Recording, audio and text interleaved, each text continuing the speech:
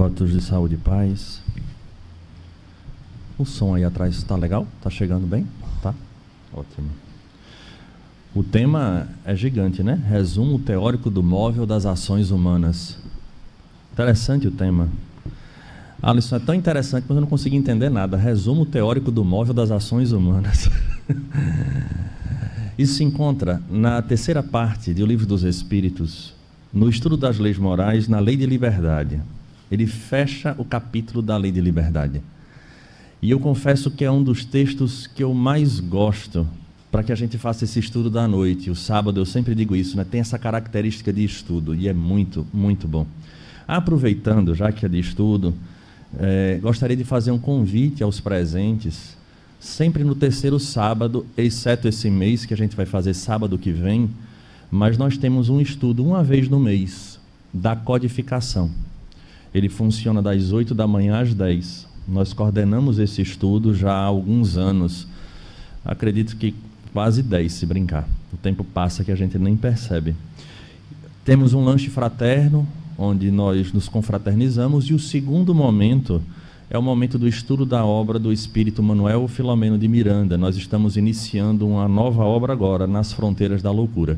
Então fica o convite para quem quiser, próximo sábado, estudar conosco a codificação. A gente tem o Livro dos Espíritos como base e a partir das questões do Livro dos Espíritos a gente visita toda a obra de Kardec, ou seja, às vezes um assunto, às vezes não, né? Normalmente um assunto está em o Livro dos Espíritos e encontra-se espalhado pelas outras obras da codificação.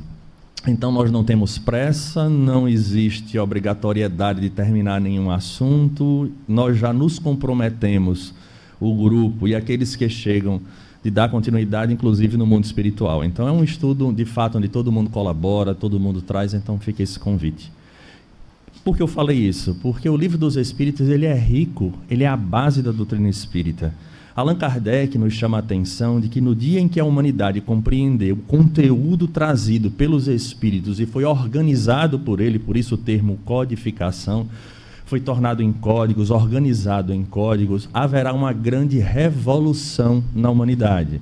E essa revolução não se dará através de armas, mas pelo contrário, na medida em que o indivíduo atingir a compreensão dessas leis que regem todo o universo, faz com que a gente passe a agir de maneira distinta frente aos desafios e às situações que o mundo apresenta. E dentro dessa grande revolução, os pontos principais da doutrina espírita são aquelas que corroboram conosco para que a gente avance nessa compreensão e mude de fato a nossa vida.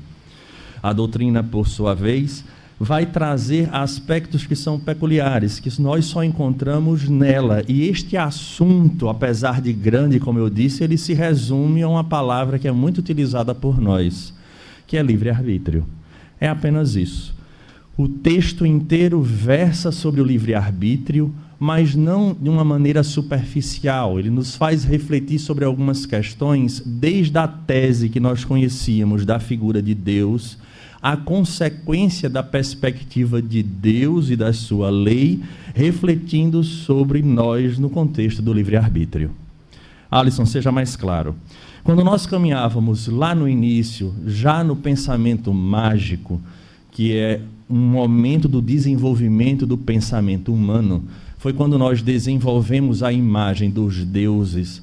Nós acreditávamos que os nossos destinos, de alguma forma, já estavam traçados. Daí a lei dos destinos. De tal maneira que muita gente acredita que tem coisas que está escrito, e nós não conseguimos mudar esse cenário. Porque refletíamos nos deuses a característica antropomórfica. Nós já falamos sobre isso várias palestras aqui, mas é necessário que a gente repita. É aí que nasce a história da oferenda às divindades, porque como nós, quando estamos com algumas limitações, fome, sede, ou não somos obedecidos em alguns desejos que nós temos, nós nos contrariamos. Então, quando temos fome, ficamos irritados às vezes, mas na hora em que eu me alimento, pronto, agora a gente já pode conversar, porque eu com fome eu não consigo conversar com ninguém. Essa percepção foi transferida para os deuses. de tal forma que era necessário, dentro do parâmetro que se tinha, agradar aos deuses para que se tivesse de retorno aquilo que se desejava. Então, se os deuses mandavam tempestades que simplesmente arrasavam com as colheitas, ou através de raios, trovões, enchentes, se dizimava indivíduos do clã, isso fazia com que era um sinalizador que esses deuses estavam irritados. Então, uma das fontes de irritação comum no ser humano é a fome. Então, dava-se em holocausto alimentos, animais, para que pudesse saciar esse desejo dos deuses e de retorno eles dariam aquilo que nós desejávamos. Daí se cria tantos deuses em tantas necessidades que nós temos. Queremos ter filhos. Aí vinha a questão da fertilidade, a deusa da fertilidade, cada deus tendo as suas exigências, de tal forma que quando esses deuses se encontravam irados, por consequência havia uma punição direta, que nós poderíamos dizer que estaria traçado no destino do indivíduo que aquilo acontecesse. Quando nós saímos do politeísmo, desse pensamento mágico, nós filtramos de alguma forma, mas para a realidade de um único Deus. Na verdade, não é filtrar, nós canalizamos para a realidade do Deus único. Tanto é que o Deus de Moisés é o Deus dos exércitos, o Deus de um povo que elegia uns em detrimento de outros e traziam as mesmas características. Esse Deus também se indignava, ele também se chateava, ele também se vingava, ele também marcava o indivíduo, como está lá na Gênese, inclusive, lá aquela Gênese de Moisés. Então, essa perspectiva foi criando-se a ideia de que nós sofremos as consequências advindas desse Deus quando nos via filhos desobedientes. Avançando nesse pensamento, chega o Cristo e cria um problema, porque agora ele apresenta Deus na perspectiva de pai. E como um pai, ele ama os filhos e corrige, mas fica no nosso inconsciente essa ideia de destino, de situações pré-estabelecidas. E ao tempo da doutrina espírita, quando traz a nova visão desse Deus como inteligência suprema, causa primária de todas as coisas, e que a reencarnação é um fenômeno que faz com que a gente venha à escola para aprender, essa perspectiva, então, ela muda por completo. Essa lei dos destinos deixa de estar na mão de Deus para passar para as nossas mãos o resultado das nossas ações. E aí entra na história do cristianismo o tal do livre-arbítrio. E aí nós começamos a criar situações que a gente pensa. E eu pensei, óbvio, em algo muito prático, que é muito comum no universo cristão tradicional, haver sempre estudos voltados para um ponto que eu vou trazer agora. Será que Judas Iscariotes, quando veio à Terra fazer parte do colégio apostolar, ele foi um voluntário para trair o Cristo? Porque caso contrário, talvez não acontecesse tudo o que aconteceu. Eu conversando com pessoas ligadas ao catolicismo, ao protestantismo, diz que nos encontros de estudo, encontros de casais, encontros de jovens, que eles têm uns momentos onde eles discutem, e uma das pautas que eles discutem é essa questão de saber se Judas foi, na verdade, um indivíduo que veio predisposto a dizer assim, olha, quem vai descer e quem vai trair sou eu. E agora? Eis o ponto. Será que de fato isso aconteceu? Será que vamos extrapolar da figura de Judas e pensar em pessoas que cruzaram o nosso caminho e que de alguma forma nos trouxeram bastante dor ou situações difíceis?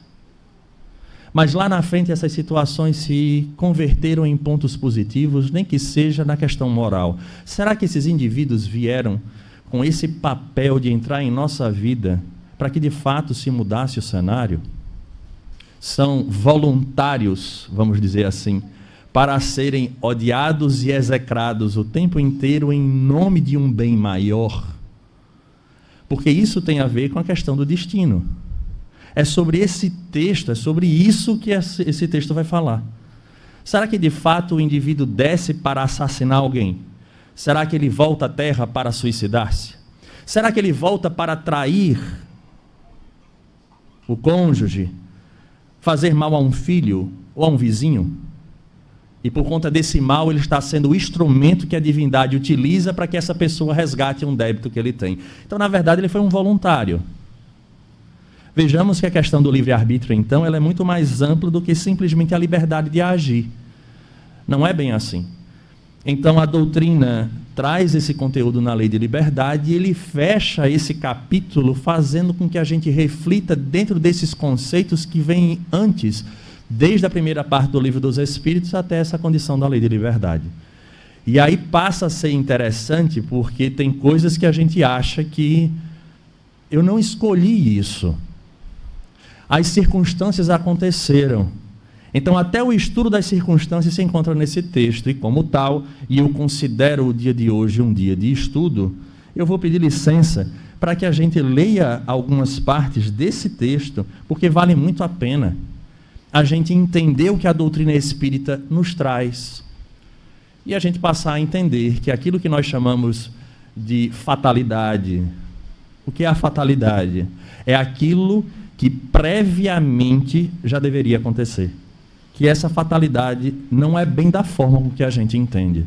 Tem alguns fatores que a doutrina espírita traz que passam a esclarecer para nós situações difíceis do nosso cotidiano. Está relacionado direto ao nosso dia a dia. E ele começa já nesse item 872 dizendo assim: a questão do livre-arbítrio pode ser resumida assim: o homem não é fatalmente levado ao mal. Fatalmente é aquele que volta à Terra obrigatoriamente para executar uma atitude negativa. Ele já começa daí. Emmanuel vai dizer que ninguém desce à Terra com essa responsabilidade de fazer o mal. Os crimes que comete não resultam de uma sentença do destino. Então abre-se logo de antemão a ideia que nós propomos no início de pensar sobre Judas. Judas Iscariotes, ele não desce como um voluntário para trair o Cristo. Nem ninguém vem à nossa vida voluntariamente com o objetivo de nos fazer mal, nem mesmo nós próprios.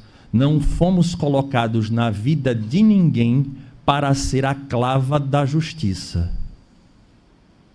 A lei não precisa disso. Ele pode, como prova ou expiação, escolher uma existência em que seja arrastado ao crime, quer pelo meio em que se ache colocado, quer pelas circunstâncias que sobrevenham, mas terá sempre a liberdade de agir ou não agir. Vejamos que tudo parte agora de uma coisa super importante para nós espíritas e que nós frequentemente esquecemos, chamada planejamento reencarnatório. Vamos fechar só o entendimento quando ele diz aqui: assim, o livre-arbítrio existe na escolha da existência e das provas que o espírito elegeu no estado de erraticidade e na condição de encarnado, na faculdade de ceder ou de resistir aos arrastamentos a que todos estamos voluntariamente submetidos. O primeiro livre-arbítrio acontece na erraticidade. Então vamos por parte. Alisson, o que é erraticidade? É o intervalo que nós temos entre duas existências. A gente desencarna, daqui a pouco nós iremos voltar à pátria espiritual e vamos planejar a nossa volta. Esse intervalo entre o desencarne e o reencarne, nós nos encontramos na erraticidade. Lá chegando, nós agora vamos planejar o tipo da existência. Agora começa o exercício do livre-arbítrio. E esse exercício ele se torna penoso porque nós iremos fazer uma reavaliação até determinados pontos importantes de nossa vida para que a gente observe aquilo que hoje nos tira a paz. No capítulo 14 do Evangelho segundo o Espiritismo, quando fala do honrar pai e mãe, os Espíritos dizem que essas questões em família, em especial o núcleo, isso já aconteceu mais de uma vez, de nós ao chegarmos no mundo espiritual percebermos aqueles indivíduos que faziam parte do nosso cenário. E que não poucas vezes nós não cumprimos aquilo que foi acordado. E nos percebemos não mais no papel de vítimas, mas às vezes no papel do agente modificador. Nós somos o causador do problema. Lá, esse texto, a ingratidão dos filhos e os laços de família, afirma que a dor de consciência é tão profunda que nós pedimos a Deus a oportunidade de retornar dentro do mesmo cenário com os mesmos indivíduos, e aí é feito um estudo apropriado para que a gente possa voltar dentro do cenário ajustado, justo, para a aquisição da paz que nos falta. Daí o livre-arbítrio inicialmente parte da erraticidade. Então, se alguém aí disser assim, eu não planejei isso que está acontecendo comigo, é bom repensar. E é tudo, tá? Família, a estrutura orgânica que nós recebemos, o ambiente onde nós estamos instalados. Então, quer dizer, Alisson, que eu pedi para vir no Nordeste do Brasil, em Pernambuco, em Jaboatão, foi. Não é possível, mas é possível. Tanto é que nós estamos aqui. Este cenário é o cenário ajustado para que a gente reencontre as oportunidades para que a gente atinja a nossa paz. Então, o livre-arbítrio, primeiramente, já partiu daí. Mas, Alisson, ele é feito de forma aleatória? Rapaz, olha, na próxima reencarnação eu quero escolher ser rico. Então, não é assim que funciona. É aquilo que hoje mais nos pesa, em termos de, vou usar até o termo, culpa. Tanto é que muita gente tem a ideia de que ao chegar ao mundo espiritual vai ter a possibilidade de encontrar todas as existências para trás.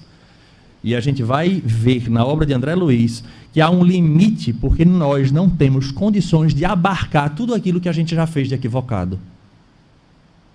Quando atingimos determinado patamar na espiritualidade, nos é permitido ir até certo ponto, para que a gente não desequilibre.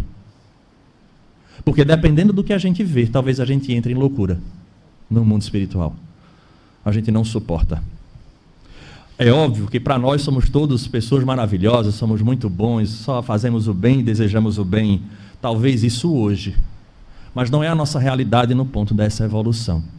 Então, o livre-arbítrio que nós temos para a doutrina espírita, ela inicia em termos de vida espiritual, na erraticidade. Então, não há nada neste cenário que nós estamos vivendo que não foi escolhido por nós. Mas, Alisson, e as circunstâncias? Ora, essas circunstâncias têm a ver, de fato, com as consequências das nossas escolhas aqui. Veja que o segundo item que ele coloca no texto, ele diz assim, na condição de encarnado, ou seja, saí da erraticidade, já planejei o tipo, o gênero de vida que eu terei, porque é a meu benefício. Quando encarnado, ele diz, essa condição de livre-arbítrio está na faculdade de ceder ou de resistir aos arrastamentos que todos estamos voluntariamente submetidos. Então agora eu venho em situações, por exemplo, num cenário muito difícil, onde me falta o alimento, onde me falta condições de crescer e eu tenho o desejo. E encontro alguém dentro da minha comunidade, no local que eu estou, que diz assim, olha, eu tenho uma oportunidade para você. Você pode ser aquele que leva a droga para as pessoas que precisam. E eu vou te pagar para isso. Este cenário que nós olhamos de forma equivocada, de dizer que ele está sendo uma vítima. Não, este cenário já foi trabalhado no mundo espiritual. Fazia parte do desafio reencarnatório do indivíduo. Veja como a doutrina ela é genuína nos seus conceitos. Então, na perspectiva da doutrina espírita, Alisson, existe a vítima da sociedade? Não, esse papel, esse risco que ele corre, já é fruto daquilo que ele vivenciou em outras etapas. E ele agora se coloca à prova, novamente. Isso não tem a ver só com violência. Isso tem a ver com o campo da sexualidade. Tem muita gente, com muito impulso, tem um relacionamento estável e depois se aventura em outras áreas. E ele se colocou nessa condição de querer ser tentado. Porque a tentação, ela aparentemente está fora, mas na verdade ela vem de dentro. Esse é o grande ponto. Então é uma questão moral.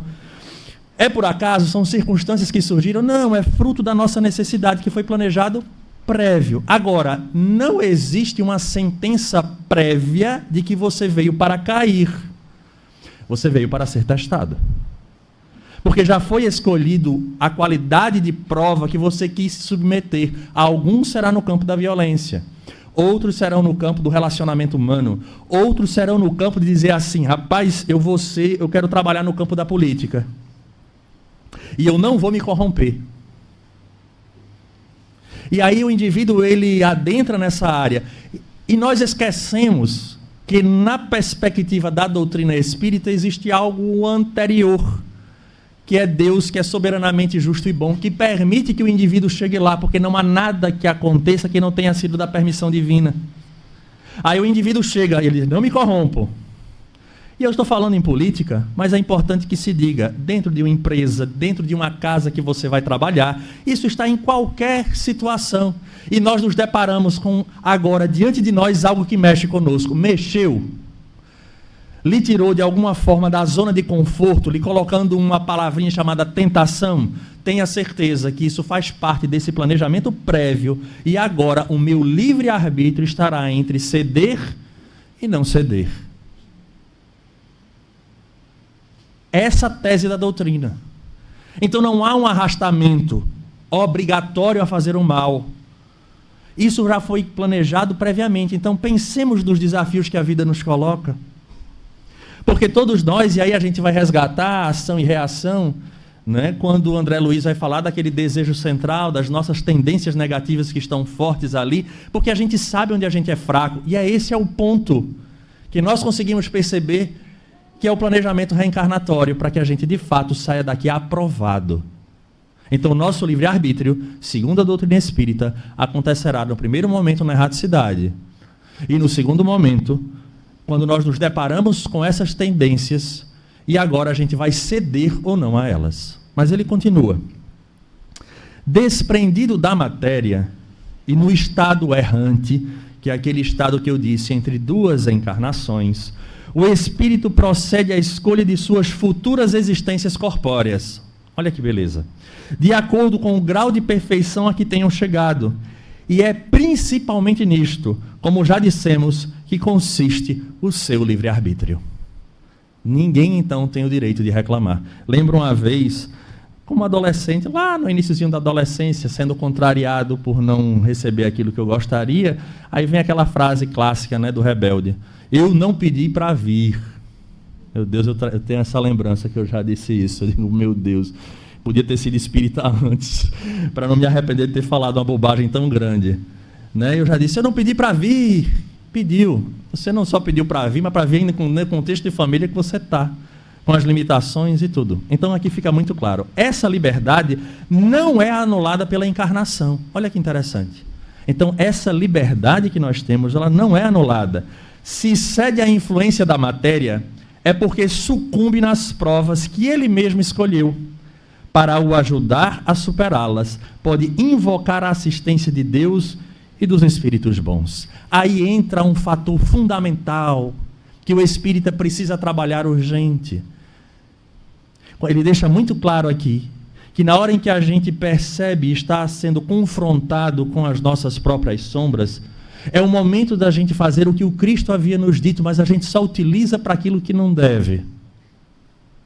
Alisson está falando de quê? Da prece. Porque muitas vezes na prece nós pedimos coisas, e aí a gente aproveita para dar uma de advogado, procurando jurisprudência na lei divina. Mas ele disse: batei a porta e abri-se-vos-á, pedi e obtereis. Não foi ele que disse? Foi, mas não foi para coisa material. Não foi para isso, porque ele não está preocupado com a questão de que a gente atinja determinados patamares aqui. Não é isso. É neste momento em que nós temos as dificuldades, onde a gente se depara com o limite e o desafio de ceder ou não ceder, é a hora que nós recorremos aos amigos espirituais. Eu já falei aqui, muito tempo atrás, sobre um livro chamado Loucura e Obsessão, de Manuel Filomeno, que até a ajuda do espírito para com a pessoa que passava por um problema, Dr. Bezerra está presente na obra, ele, Manuel Filomeno, em determinado momento ele fica do lado de fora, o menino sofria um assédio de seu tio dentro do carro, e Manuel Filomeno, o espírito agoniado porque queria auxiliar, e Dr. Bezerra disse: não temos autorização, é necessário que ele peça ajuda. Se ele pedir ajuda, nós vamos intervir para auxiliar. Mas precisamos respeitar o livre-arbítrio. E não é uma ajuda formal. Não é um pedido de ajuda formal. Às vezes é só o que disse o menino. No momento de desespero, ele disse: Senhor, acabou. Ele teve a intenção de elevar o pensamento e pedir ajuda. Neste instante, Dr. Bezerra de Menezes atua imediatamente, fazendo com que policiais que estavam próximos ligassem a sirene do carro e viessem em direção. O tio se espanta e o fato não acontece. Então é nesse momento que a gente precisa entender que a prece é um recurso, que nós devemos utilizar a nosso benefício como espírito no campo moral, não no campo da matéria. Porque, de fato, Cristo, ou melhor, a lei divina está ajustada para até aquilo que eu necessite chegue a mim. Óbvio que fruto do meu sacrifício, do trabalho, daquilo que nos compete fazer. Tanto é que o tema é ajuda-te que o céu te ajudará, que se encontra lá no Evangelho. Cabendo a nossa parte fazer. Então ele deixa muito claro, sem o livre-arbítrio, o homem não teria nem culpa por praticar o mal, nem mérito em praticar o bem.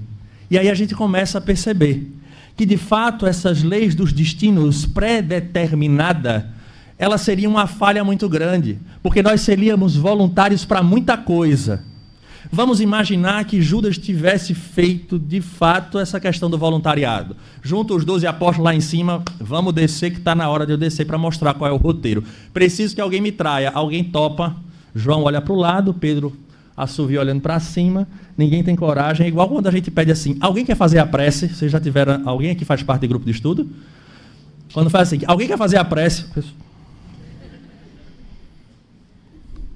Eu já craque nisso quando eu dou aula, que faz tempo que eu não dou assim, né, em grupos de estudo convencional, normalmente eu digo: por favor, alguém quer fazer a prece? Quem olhar para baixo vai fazer. Aí todo mundo olha para cima, já não olha mais para baixo.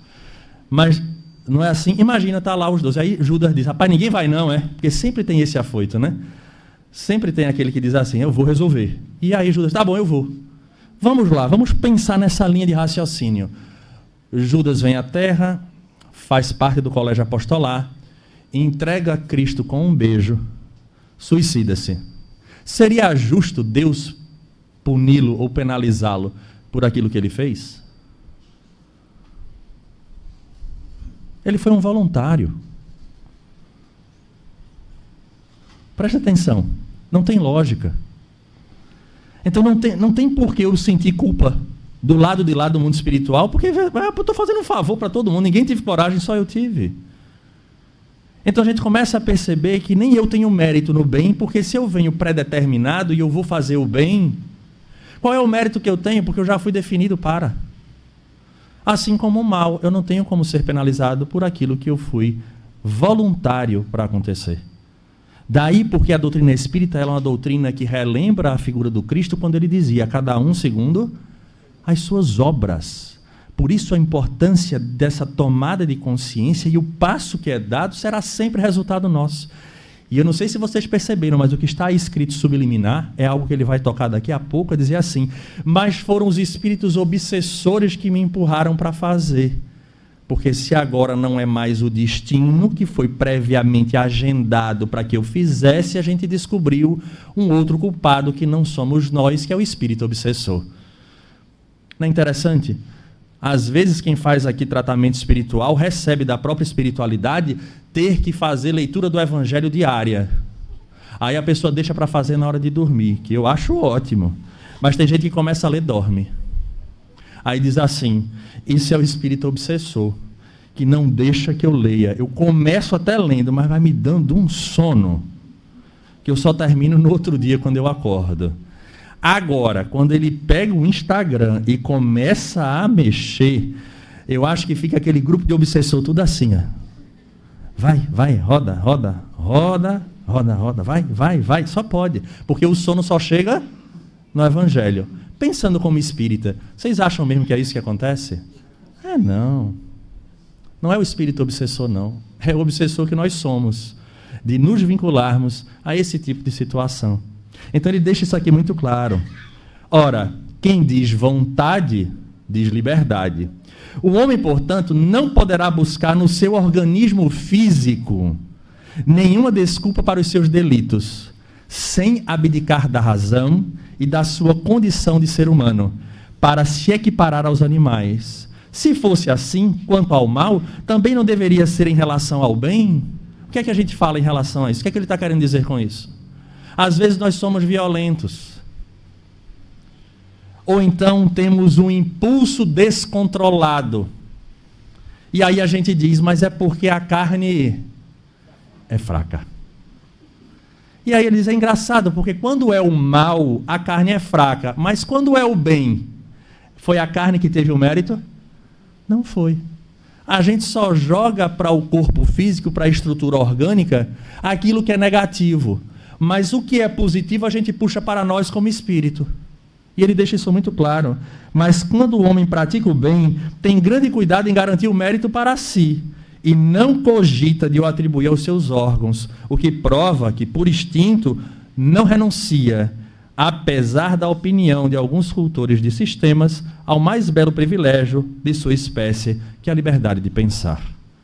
Então, na hora em que a gente age, não é o corpo, não é o organismo. E o Evangelho vai dizer, inclusive, que há indivíduos que são muito frágeis organicamente, mas que são extremamente violentos. Então o problema não está no corpo físico, o problema está no espírito que somos. Porque quem pensa, quem sente, não é o corpo, é o espírito. Isso é outra novidade que a doutrina espírita traz. Nós olhamos para o corpo, às vezes, como uma ferramenta defeituosa, que nos impulsiona a agirmos de forma equivocada, mas não é real. Para a doutrina espírita, para a tese espírita, o espírito pensa, transfere para o corpo através do perispírito, o sistema nervoso capta e age. Quando ele recebe o estímulo, passa do sistema nervoso periférico, central, perispírito e espírito. Quem sente é o espírito, não é o corpo. Quem elege é o espírito, não é o corpo. Então, isso quer dizer que quando eu vejo algo que me impulsiona e me empolga, às vezes, até a fazer coisa errada, não é o corpo? Não, é o espírito. E isso é um indicativo do quanto a gente precisa trabalhar de forma urgente. Porque, como já falamos aqui também, em muitos outros estudos, o corpo ele é um amortecedor do desejo do espírito. Se esse corpo desaparece, que é o que vai acontecer conosco no processo do desencarne, quando eu chego do lado de lá, eu entro em situações dificílimas, inclusive estados de loucura, porque agora eu não tenho mais corpo físico para dar vazão àquilo que eu tinha hábito. Peça para um indivíduo viciado em nicotina, em alcatrão, que é o cigarro, para ele parar imediatamente. Ou no campo da bebida, que ele simplesmente de um dia para a noite, ele diga, olha, eu vou deixar de ser alcoolista hoje, amanhã ele entra em crise. Delirium tremens e tantas outras situações. Porque o organismo já está encharcado e o espírito agora tem sede daquilo ali. Ele desencarnando, o problema se agrava. Ele não soluciona. Daí porque o suicídio nós dizemos que é um erro. E aí lá no livro dos Espíritos, lá na frente ele diz, qual é o maior pecado, assim, qual é a maior penalidade para o indivíduo que se suicida? Aí cada um que pense num problema grave, ele diz assim, a decepção é a maior penalidade para o suicida. Decepção é. Porque ele acha que ele tirando a vida dele, acabou-se os problemas. O problema está no campo do espírito. Aquilo que lhe corrói por dentro não é o corpo o problema. Está na sede, está na base, está na essência. Então, se é um problema financeiro profundo, a angústia não está na conta, que agora está vermelha. Está no indivíduo que ele supervaloriza essa questão, então ele entra em paranoia. Não foi uma traição, porque não é o problema da traição, mas é o que aquilo representa para mim. E eu vou entrar em loucura com o corpo ou sem ele. Porque, repito, a questão não está no fato, mas como eu encaro este fato. E aí vem as consequências advindas disso. Esse é o ponto fundamental. Tal como é vulgarmente entendida, a fatalidade supõe a decisão prévia e irrevogável, vejamos, a decisão prévia e irrevogável de todos os acontecimentos da vida, seja qual for a sua importância. Então, quando a gente diz, olha, foi fatalidade, nós queremos dizer com isso, tem pessoas que não conhecem um conceito. O conceito é, foi fatalidade, ou seja, era algo irrevogável. Não tinha como deixar de acontecer. Não tinha como. Não escaparia. Então, na hora em que a gente está dizendo que é irrevogável, é algo que já estava previamente acertado. Pensemos então, será que tem muitas coisas em nossa vida que são de fato fatalidade? O que é que a doutrina espírita traz como duas únicas fatalidades? Só existem duas únicas fatalidades. Duas. Que é aquilo que a gente não escapa. O que é que a gente não escapa? Se veio, volta. Não adianta chorar, desesperar porque alguém partiu. Vou me descabelar. Vou entrar em loucura. Calma, daqui a pouco é você. A gente esquece disso. Nesses estados que a gente entra, a gente esquece. A doutrina espírita diz, a única fatalidade da existência é que todo mundo morre. Olha que beleza. Não tem outra. E a segunda? Tem a segunda. Que um dia todos nós seremos felizes, porque seremos espíritos puros. Mas eu não quero, mas vai. Vai reencarnar 1, 2, 3, reencarna. Mas eu não quero, vai. Vai reencarnar e vai chegar, porque é a lei. Teimoso desse jeito vai demorar um bocado, mas vai chegar. Então, para a doutrina espírita só tem essas duas fatalidades. Mas vamos ver o que é que ele fala. Se fosse esta a ordem das coisas, o homem seria qual máquina sem vontade própria. Então, se a gente estiver aqui na Terra sofrendo fatalidade toda hora, eu não tenho nem que me preocupar. Porque se no meu planejamento já estiver que eu vou ser milionário, eu não vou nem trabalhar, eu vou ficar esperando. Porque alguma coisa vai acontecer, alguém vai depositar na minha conta sem eu saber. E nunca vai pedir de volta. Acontece isso? Se acontecer, não usem, porque provavelmente deu errado. E vão pedir de volta. Não acontece. Então, essa fatalidade que a gente tem de achar que isso, nós seríamos uma máquina, não tem vontade. E aí a gente vai entrar num ciclo. Se não tem vontade, não tem mérito. Também não tem demérito. A gente é só um boneco na mão do Criador, que não tem mais o que fazer e iria ficar pensando na nossa vida e a gente não teria nada a ser feito diferente do que está aí. Então, cada um de nós deveria aceitar o cenário que vive, esperando que ele modificasse pela própria vontade divina. É isso que a gente aprende mesmo? Claro que não. E ele continua. Para que ele serviria a inteligência, já que seria invariavelmente dominada em todos os seus atos pela força do destino. Para que eu estudo? Para que refletir? Para que fazer diferente? Se tudo já está traçado, não vale. A gente não iria ter esforço, não haveria evolução nenhuma, porque nós não teríamos consequência da nossa escolha. Se verdadeira, semelhante doutrina seria a destruição de toda a liberdade moral. Não haveria mais responsabilidade para o homem e, por conseguinte, nem bem, nem mal, nem crimes, nem virtudes. Sendo Deus soberanamente justo, não poderia castigar suas criaturas por faltas que não dependiam delas cometer, nem recompensá-las por virtudes de que não teriam qualquer mérito. Vejamos que todo o sistema de causa e efeito, ele se acabava. E cada um teria um destino que Deus de fato escolheria. Como muitas vezes se pensou nisso ao longo do tempo. Deus escolheu fulano para... Mas rapaz, que Deus complicado, porque não fui eu. Vocês nunca pararam para pensar nisso na hora da formação, na visão tradicional cristã? Veja, existem os arcanjos, os anjos, e vem todo mundo. Depois existem aqueles que estão lá no fim da fila, que jogam contra, que é o diabo e os seus...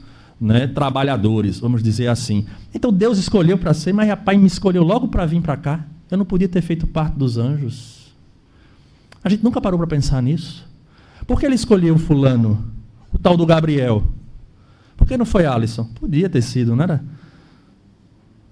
E a gente não para pensar, a gente aceita conceitos e a doutrina espírita, de fato, ela faz com que a gente reflita, porque ela é uma doutrina filosófica. Lady Murphy aqui, fechou. Apesar disso, a fatalidade não é uma palavra sem valor. Opa, então tem alguma coisa. Existe na posição que o homem ocupa na Terra. Prestemos muita atenção nisso.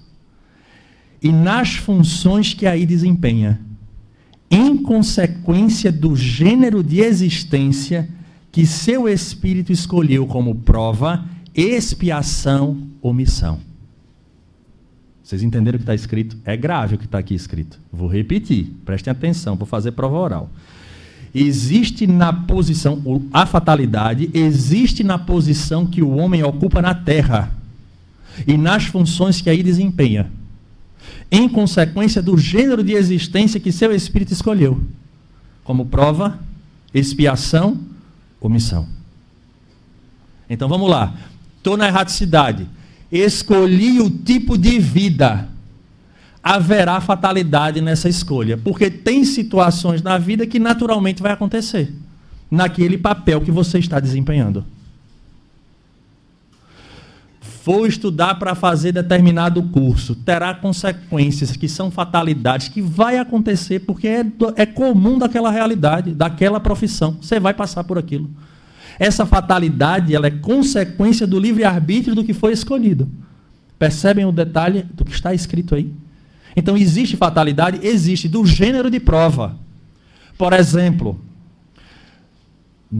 acredito que a maioria já nos conhece há muito tempo, passei por um problema renal e eu tinha que passar. Esse gênero, neste caso expiatório, ia me gerar consequências. Não tinha como. Diante daquilo que eu vi na erraticidade, no meu preparo para reencarnar, e diante de ter feito esta escolha para resgatar um equívoco do ontem, haveria uma fatalidade, que era passar por aquilo que nós passamos. Agora, teria que passar como, Alisson? Você vai passar como nesta situação? Não sei, o problema eu ia ter. Se iria ser uma hemodiálise, se iria ser um transplante, se iria ser aos 14 anos, ou se ia ser aos 33, como foi, essas circunstâncias, elas podem ser modificadas. Elas podem ser aliviadas, mas também podem ser complicadas, de acordo com as nossas escolhas. Mas veja que era uma fatalidade da escolha que foi feita na erraticidade. Já estava no caminho, mas da escolha, do livre-arbítrio. Então, consequentemente, aconteceria.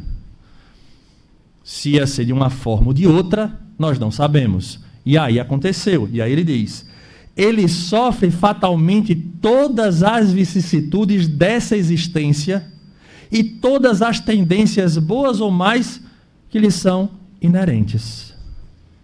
Então, aquilo que veio, diante daquilo que foi escolhido, iria acontecer de toda forma. A maneira com que a gente passa é que mudaria esse cenário. Aí, porém, acaba a fatalidade, pois depende da sua vontade ceder ou não ceder a essa tendência. Vamos imaginar de forma hipotética, diante desta notícia, entraria em desespero e dizer: eu não quero passar por nenhum problema que advenha disso. E no desespero, com medo de sofrer, eu opto pela fuga, pelo suicídio. Estava previsto o suicídio? Foi planejado previamente? Não. Eu compliquei uma situação utilizando o livre-arbítrio diante da fatalidade do problema que já havia sido previamente organizado, orquestrado. Então vamos pensar em alguns cenários da nossa existência. Situações que a gente não tinha como e que surgiram. Não dependia da nossa mão. Eu podia ter feito o que eu quisesse. Eu iria passar de todo jeito. Essas situações já nos apontam o tipo de existência que a gente tem. Ou prova, ou expiação, ou missão. Vamos pensar agora de uma forma mais elevada. Chico Xavier, todo mundo sabe, ele disse que não, mas veio como missão. Mas tinha fatalidade, não tinha? O quanto ele sofreu? O quanto de incompreensão? O quanto de acusação? O quanto de tantas situações? Era o preço do gênero de existência que Chico havia recebido no seu planejamento reencarnatório. Assim somos todos nós. E aí continua.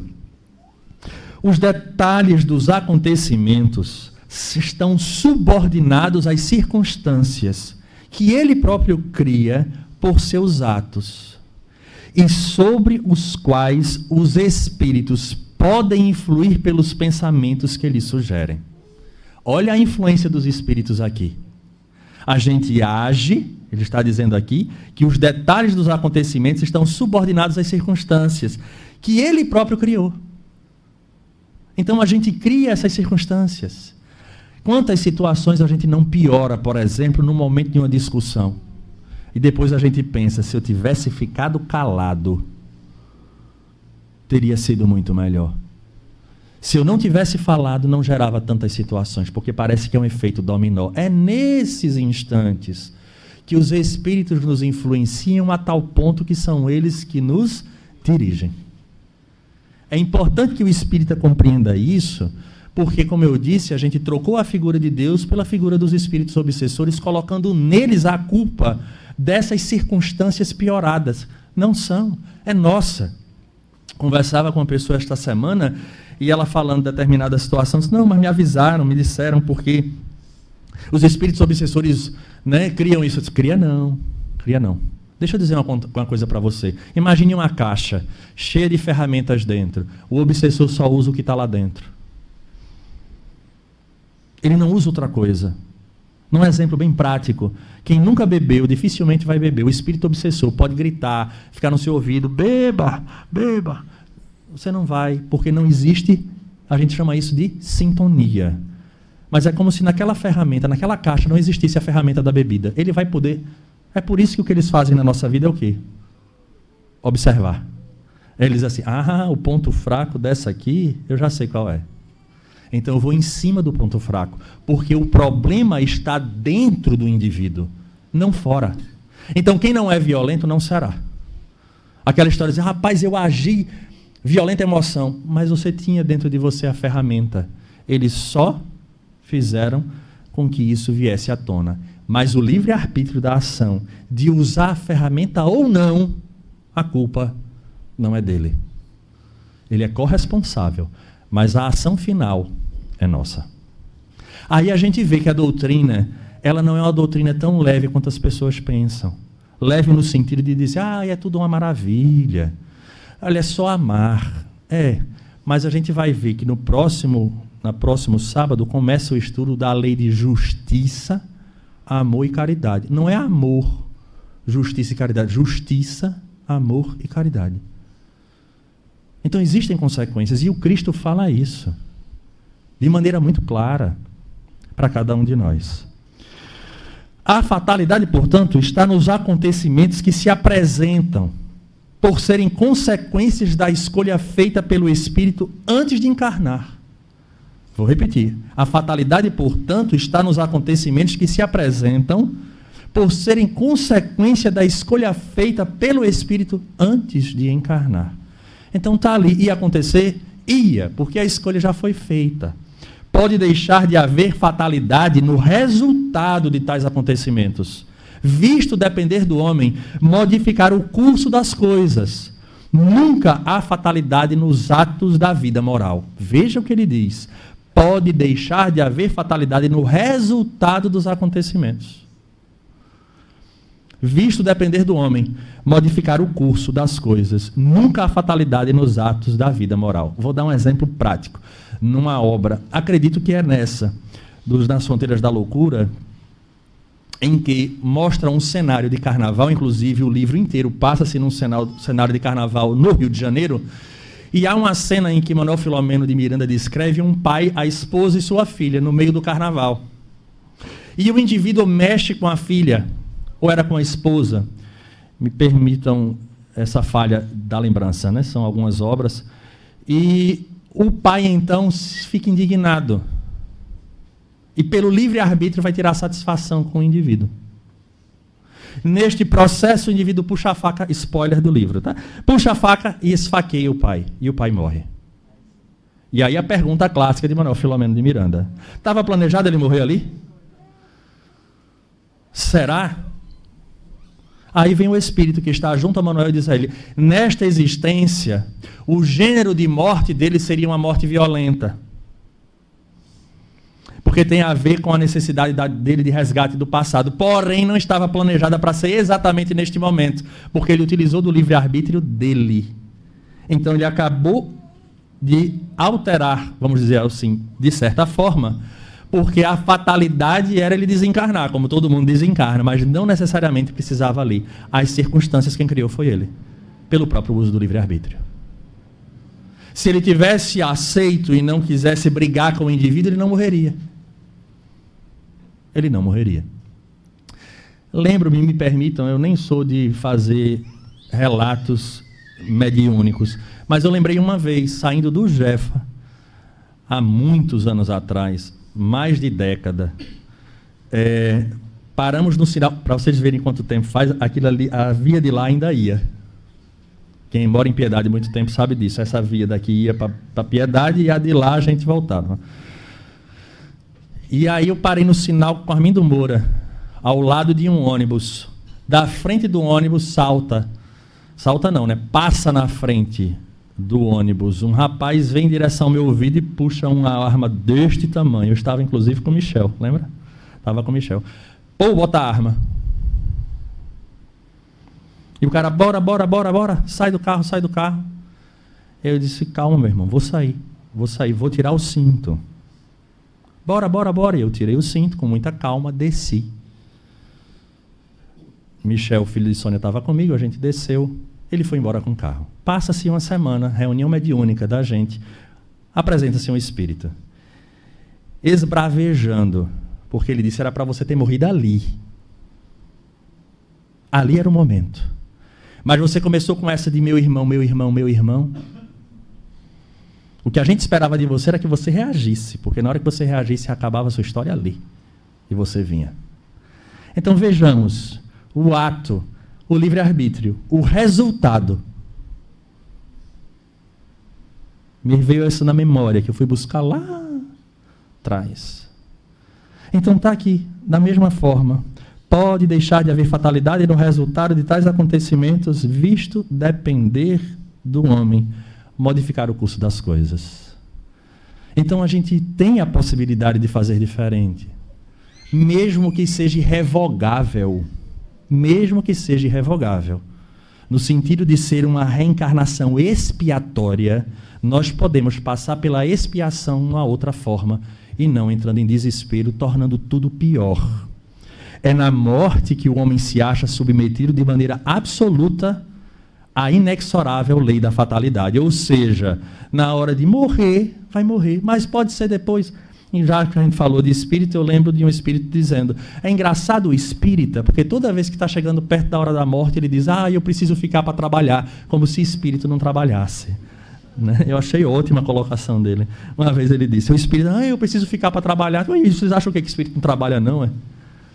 Então não adianta mais usar isso como argumento. Assim, de acordo com a doutrina espírita, não há arrastamento irresistível. Vamos fechar a linha de raciocínio. Ele diz aí, de acordo com a doutrina espírita, não há arrastamento irresistível. O homem pode sempre fechar os ouvidos à voz oculta que lhe fala no íntimo, induzindo-o ao mal. Como pode fechá-los à voz material de alguém que lhe fale. O homem pode fazê-lo por sua vontade, pedindo a Deus a força necessária e reclamando para esse fim a assistência dos bons espíritos. Então todos nós temos a assistência dos bons espíritos, mas a gente foca tanto nos obsessores que esquece daqueles que nos ajudam e credenciaram a volta. Para isso, a importância de vir à casa espírita, de recarregar as baterias e de ser lembrado que nós temos amigos espirituais, parentes que muito nos amam, que já partiram e estão em boas condições, vibrando para que a gente acerte, para que a gente utilize do livre-arbítrio de tal forma que não caiamos na bobagem de reclamar do tipo de vida que nós temos hoje. Ao contrário do que se pensa, não se solicita ao espírito ele ser um conformado, aquele indivíduo que é assim, então eu vou ficar. Não. A doutrina fala que a gente deve sempre buscar o melhor, porque nós não sabemos o que nos aguarda para amanhã. E esse texto diz assim, não seria bom para o encarnado saber o que lhe aguarda. Porque se ele souber do que lhe aguarda, faltará força para que ele siga para conquistar aquilo. se é algo que a gente vai avançar, inclusive dentro dos nossos sonhos materiais, a gente iria dizer, eu já vou ser, então não me preocupo. Assim como, diante de uma dor que já é prevista para nós iríamos afundar, talvez numa melancolia ou numa depressão, começando a sofrer antes do momento. Então, até isso eles dizem. Percebamos que a doutrina, então, coloca em nossas mãos a responsabilidade de elegermos aquilo que é melhor para nós como espírito que somos. Aproveitemos, porque este cenário foi ajustado e nós escolhemos para que a gente termine a existência com êxito e poder olhar para trás como Francisco de Assis. Narra-se a história lá de João Nunes Maia, que ele volta e beija o corpo, agradecendo aquele instrumento da vivência das leis do Cristo. Que isso possa ser para nós essa realidade. Então, este cenário, às vezes eu gostaria de ter tantas outras coisas, mas o importante para nós é ter aquilo ali. Porque é o ajustado, é o necessário. Então, que a gente não perca tempo jogando nossa energia fora em reclamações. Busquemos fazer a parte que nos compete. E, ao mais, o resultado será sempre da divindade. A todos, um grande abraço, votos sinceros de saúde e paz.